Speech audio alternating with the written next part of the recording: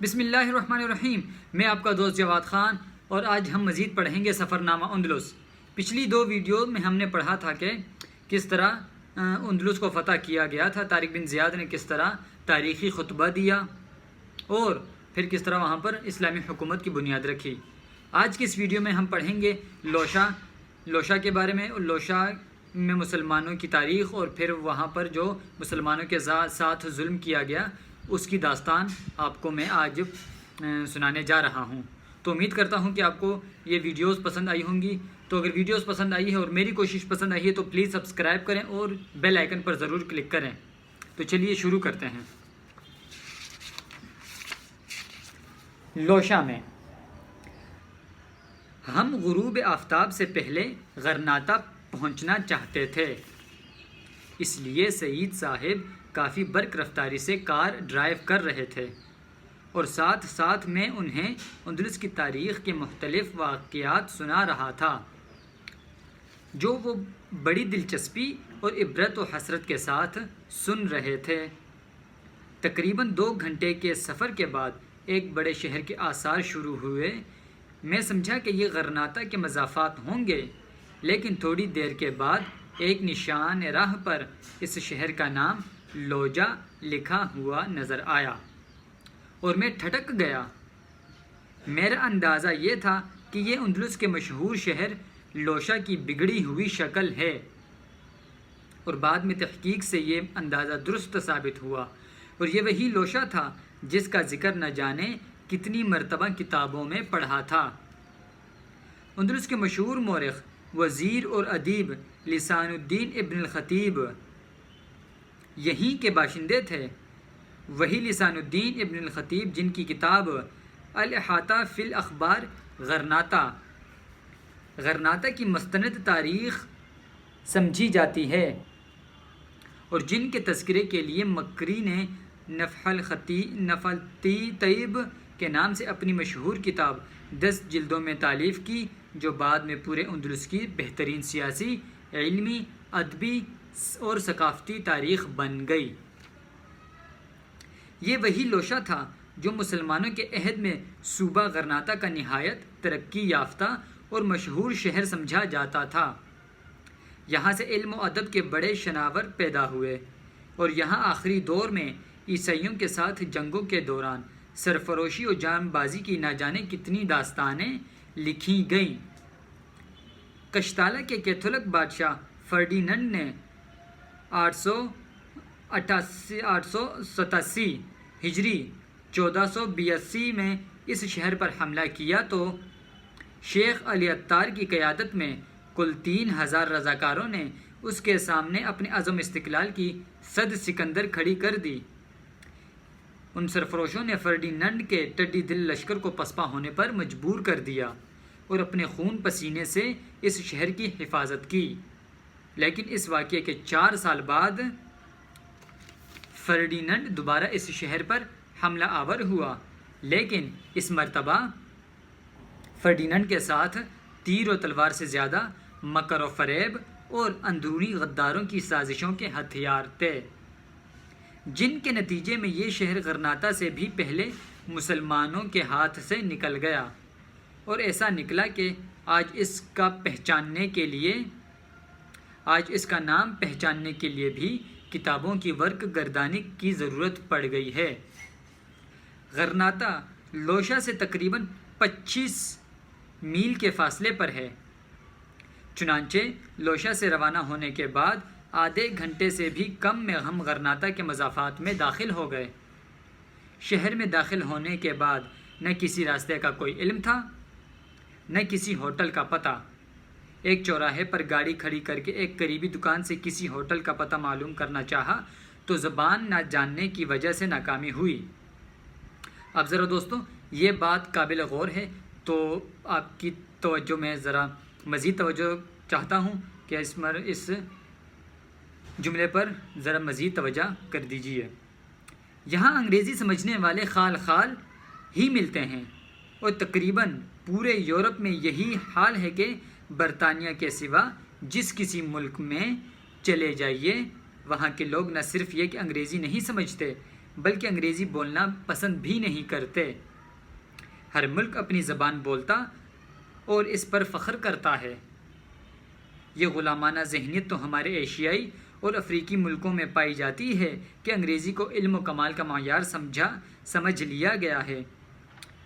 اسے بولنے لکھنے کا لوگ قابل فخر سمجھتے ہیں، یہاں تک کہ اس کی خاطر اپنی اچھی خاصی زبان کا حلیہ بگاڑ کر رکھ دیا گیا ہے اور کسی معقول ضرورت کے بغیر اس میں انگریزی الفاظ ٹھونس کر اپنی زبان بھول بیٹھے ہیں۔ ہر بہر صورت قریبی دکانوں پر کوئی شخص انگریزی میں بات کرنے والا نہ ملا۔ سعید صاحب نے کہا کہ کچھ فاصلے پر ایک سیاحت کا مرکز میں نے دیکھا تھا، وہاں کوئی انگریزی سمجھنے والا ضرور ہوگا، چنانچہ وہ گاڑی سے اتر کر معلومات حاصل کرنے کے لیے چلے گئے۔ گاڑی چونکہ بے جگہ رکی ہوئی تھی، اس لیے میں گاڑی میں بیٹھا رہا۔ اس دوران میں نے گرد و پیش پر نگاہ ڈالی تو جس سڑک پر ہم کھڑے تھے اس کا نام الپجارا روڈ لکھا ہوا نظر آیا۔ یہ یقیناً الفجارا کی بگڑی ہوئی شکل تھی جو غرناطہ کا ایک قدیم علاقہ تھا۔ اب یہ بھی ایک بہت ہی نالجیبل اور معلوماتی جملہ ہے جو میں آپ کے سامنے پڑھنے جا رہا ہوں۔ اسپین کے موجودہ ناموں میں جتنے نام AL سے شروع ہوتے ہیں وہ سب عربی الاصل ہیں اور غور کرنے سے ان کی عربی اصل آسانی سے معلوم ہو جاتی ہے۔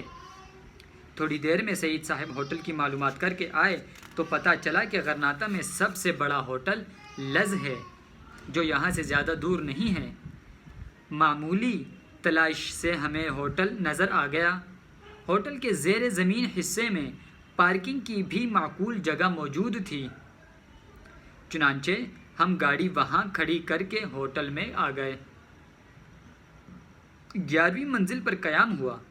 ہم نے اپنے کمرے کی بالکونی سے باہر کی طرف جھانکا تو شہر غرناطہ کا ایک بڑا حصہ نظروں کے سامنے تھا، جس میں کچھ قدیم طرز کی عمارتیں بھی نظر آ رہی تھیں اور ان سب کے پیچھے کوہ سیرا نویدا کی برف سے ڈھکی ہوئی چوٹیاں دعوت نظارہ دے رہی تھیں۔ غرناطہ شہر سیرا نویدا کے دامن میں آباد ہے۔ ان برف پوش پہاڑیوں نے اپنے سامنے پھیلی ہوئی اس وادی میں انقلابات عالم کے کتنے عبرتناک نظارے دیکھے ہیں، کتنے فاتحوں کے جلوس، کتنے مفتوحوں کے جنازے، یہاں کتنی تہذیب طرب کے شادیاں بجاتے ہوئے آئی اور بالآخر نوحہ و ماتم کی فضا میں دفن ہو گئیں۔ سیرا نویدا کی یہ چوٹیاں سیرا نویدا کی یہ چوٹیاں صدیوں سے یہ تماشا دیکھ رہی ہیں اور اگر ان میں زبان ہوتی تو کہتی بازیچہ اطفال ہے دنیا میرے آگے، بازیچہ اطفال ہے دنیا میرے آگے، ہوتا ہے شب و روز تماشا میرے آگے۔ غرناطہ رومی زبان میں انار کو کہتے ہیں، غرناطہ رومی زبان میں غرناطہ کو کہتے ہیں، اور اس شہر کا نام کسی نامعلوم مناسبت کی وجہ سے غرناطہ رکھا گیا تھا۔ جب ابتدا میں مسلمانوں نے اندلس کو فتح کیا تو اس نام کا کوئی شہر موجود نہیں تھا، اور جس علاقے میں آج کل غرناطہ واقع ہے اسے البیرا کہا جاتا تھا۔ تقریباً 4 صدی ہجری میں شہر غرناطہ بسایا گیا تو شہر البیرا اس میں مدغم ہو گیا اور مجموعے کا نام غرناطہ مشہور ہو گیا۔ اس وقت سے یہ شہر اندلس کا سب سے ترقی یافتہ اور سب سے حسین اور متمدن شہر قرار پایا، جو اپنے قدرتی مناظر، اپنی آب و ہوا، اپنے طبعی اور انسانی وسائل غرض ہر اعتبار سے ایک جنت نظیر سمجھا جاتا تھا۔ اس شہر کے ایک سرے پر سیرا نویدا کی چوٹیاں بھی تھیں جو جبل شلیر کے کوہستانی سلسلے کا ایک حصہ ہیں، اور دوسری طرف ایک حسین دریا بھی تھا جسے دریائے شنیل کہتے تھے اور آج اسے زینل کہا جاتا ہے۔ یہ وہی دریا ہے جس کے بارے میں لسان الدین بن خطیب نے وہ مشہور ادبی جملہ کہا تھا کہ مصر اپنے نیل پر فخر کر سکتا ہے مصر اپنے نیل پر فخر کر سکتا ہے؟ مصر اپنے نیل پر فخر کیا کر سکتا ہے، چونکہ غرناطہ اپنے شنیل میں 1000 نیل رکھتا ہے، چونکہ غرناطہ اپنے شنیل میں 1000 نیل رکھتا ہے۔ اس جملے میں لطیفہ یہ ہے کہ اہل مغرب کے یہاں حرف شین کے عدد 1000 ہوتے تھے، اور چونکہ نیل میں شین کے اضافے سے شنیل بنتا ہے، اس سے لسان الدین نے یہ نکتہ پیدا کیا کہ شنیل کو نیل پر 1000 گنا فوقیت حاصل ہے۔ پہاڑ اور دریا کے علاوہ یہ شہر حسین مرغزاروں، شاداب سبزہ زاروں اور خوشنما آبشاروں کا شہر تھا، اور لسان الدین ہی نے اس کی تعریف کرتے ہوئے کہا تھا، اس شہر کو ہر طرف سے باغات نے اس طرح گھیرا ہوا ہے کہ ایسا معلوم ہوتا ہے جیسے وہ کوئی حسین چہرہ ہے اور باغات اس کے رخسار ہیں، اور اس کا دریا کسی نازک اندام کی کلائی ہے، اور اس کے مستحکم پل اس کے کلائی ہیں، اس کلائی کے کنگن ہیں۔ اس شہر کو ہر طرف سے باغات نے اس طرح گھیرا ہوا ہے کہ ایسا معلوم ہوتا ہے جیسے وہ کوئی حسین چہرہ ہے اور باغات اس کے رخسار ہیں، اور اس کا دریا کسی نازک اندام کی کلائی ہے، اور اس کے مستحکم پل اس کلائی کے کنگن ہیں۔ قدرتی وسائل کے لحاظ سے بھی یہ علاقہ بڑا دولت مند تھا۔ یہاں سونے، چاندی، سیسے اور لوہے کی کانیں بھی تھیں، توتیا اور ریشم بھی پیدا ہوتا تھا، جنگلوں میں طرح طرح کی خوشبودار لکڑیاں بھی تھیں۔ غرض اللہ تعالیٰ نے اس خطے کو ہر قسم کی مال ثروت سے مالا مال کیا تھا، اور اسی وجہ سے یہ مدتوں اندلس میں مسلمانوں کا پایا تخت رہا، اور جب اندلس کے دوسرے صوبوں سے مسلمانوں کے پرچم سرنگوں ہوئے تو اندلس کے ہر حصے کے مسلمانوں نے اسے اپنی آخری پناہ گاہ بنا لیا، اور اس طرح اس کی آبادی کہیں سے کہیں پہنچ گئی، اور یہ اندلس کا سب سے بڑا اور سب سے زیادہ ترقی یافتہ شہر بن گیا۔ یہاں علم و فضل کا وہ چرچا تھا کہ اس کی درسگاہیں اپنے اعلیٰ معیار کے اعتبار سے دنیا بھر میں مشہور ہوئیں، اور عیسائی یورپ کے شاہی خاندان کے لوگ یہاں تعلیم حاصل کرنے کو اپنے لیے سرمایہ فخر سمجھنے لگے۔ اس علاقے پر مسلمانوں نے 800 سال سے زیادہ حکومت کی، اور تہذیب و تمدن کے وہ چراغ جلائے جو اس وقت کی دنیا میں بے مثال تھے، لیکن وسائل دنیا کی فراوانی نے جب انہیں عیش و عشرت کی راہ دکھائی، اور ان کی زندگی پر دین اور فکر آخرت کی گرفت ڈھیلی پڑنی شروع ہوئی، تو تہذیب و تمدن کا یہ عروج انہیں زوال کے گڑھے میں گرنے سے نہ بچا سکا۔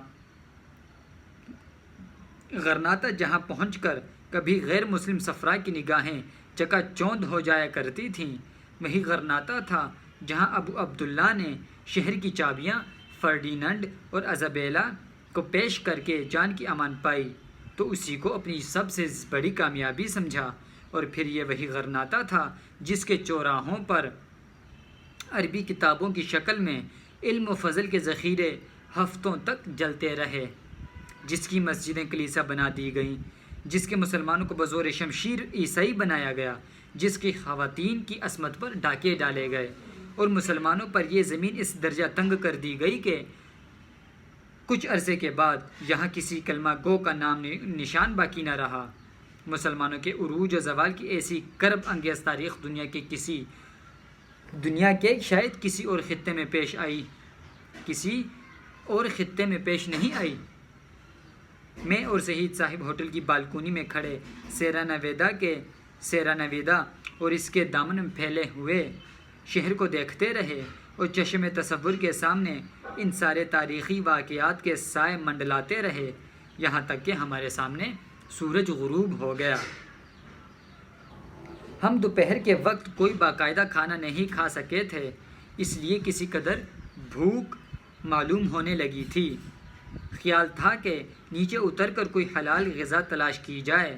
ہمارے ہوٹل کا مطعم ابھی کھلا نہیں تھا، اس لیے سوچا کہ کسی اور قریبی ریسٹوروں میں کوئی چیز دیکھی جائے اور اس بہانے شہر کی کچھ سیر بھی ہو جائے۔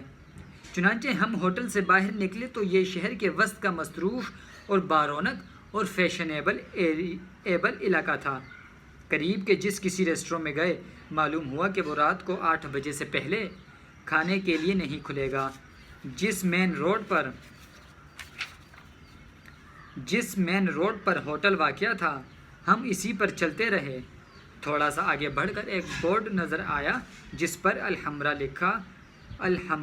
لکھا ہوا تھا، جسے اب الحمبرا کہتے ہیں۔ تو دوستوں، آج کی ویڈیو میں بس یہیں تک پڑھتے ہیں۔ امید کرتا ہوں کہ آپ کو ویڈیو پسند آئی ہوگی، اور جو مسلمانوں کی عروج و زوال کی داستان میں نے آپ کو پڑھ کر سنائی ہے، اس سے بھی آپ کے دل کو ضرور چوٹ لگی ہوگی، اور آپ نے یہ ضرور محسوس کیا ہوگا کہ ایسا نہیں ہونا چاہیے تھا جس طرح اندلس کے مسلمانوں کے ساتھ ہوا۔ اور وہ اسی لیے ہوا کہ اندلس کے مسلمانوں نے جس طرح کہ ہم نے اپنے دین کو پیچھے ڈال دیا ہے اور دنیا کو آگے کر دیا ہے اپنے، تو پھر یہی ہوتا ہے جو اندلس کے مسلمانوں کے ساتھ ہوا اور آج ہمارے ساتھ ہو رہا ہے۔